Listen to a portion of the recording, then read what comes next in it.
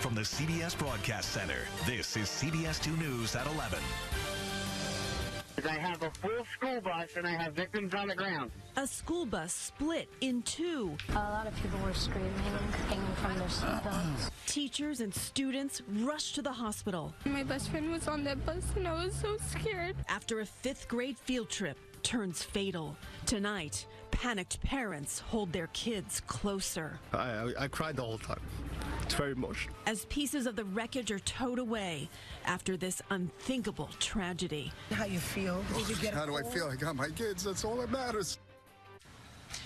And tonight, flowers, candles, and a small crowd outside Eastbrook Middle School in Paramus, mourning the loss of a teacher and student in that crash. Good evening. I'm Christine Johnson. I'm Maurice Dubois. There are new clues tonight as to what may have caused the collision between the bus and the dump truck that killed 2 and injured more than 40 others. Crash happened this morning on Interstate 80 in Mount Olive in Morris County. We have team coverage beginning with Valerie Castro now. And Valerie, sources are telling CBS 2 the bus driver was trying to make a U-turn. And Maurice and Christine, those sources are telling us it's believed the driver missed an exit on I-80 and was pulling that U-turn in an area meant only for authorized vehicles to get back on track. The bus was less than a mile from its destination when that crash happened. The belongings of 38 fifth grade students, their book bags, lunchboxes, and clothing are collected and placed in trash bags. Seatbelts dangle from the mangled school bus after it collided with a dump truck in Mount Olive, New Jersey along Interstate 80 Thursday morning.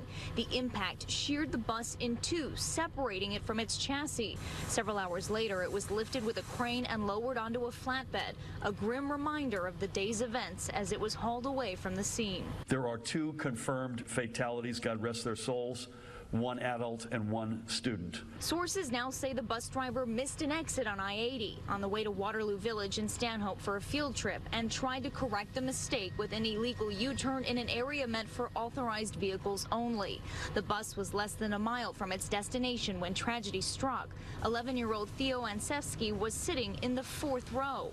A lot of people were screaming, and they were like hanging from their seatbelts. We toppled over the highway, and so then a few people got out of the windows, and they got out of the emergency exit on the top on the roof. The collision so powerful, debris was scattered across the interstate. The steering wheel of the bus left exposed. I'm going to need about 20 ambulances. I have a full school bus and I have victims on the ground. I got 1 child shallow breathing with a head injury. First responders quickly arrived and cadaver dogs searched the wreckage for trapped victims. The dump truck belonging to Mendez Trucking out of Belleville, New Jersey also had extensive damage. The windshield left shattered, a front wheel completely twisted. We stopped by the company's office for comment. They would only say the driver is about 30 years old and is experienced. He was also hospitalized after the crash. Nearly everyone on board the bus was transported to area hospitals. Among the injured tonight, 1 child is in a medically induced coma. Reporting live from Morristown, New Jersey, Valerie Castro, CBS 2 News. Okay, Valerie, thank you. The crash was about an hour's drive west of Paramus, where the students and teachers began their day. CBS 2's Jessica Layton, live now at Eastbrook Middle School, where that community is coming together in this time of tragedy. Jessica? Christine, there is a small sense of calm here tonight after this afternoon that was filled with such panic and confusion. We've been at the school for hours today, and we watched tonight as several families stopped by with flowers and cards, dropping them off at this tribute growing for the teacher and the student who died. Many say they're also keeping a good thought for the dozens who remain in the hospital more than 12 hours after this deadly crash.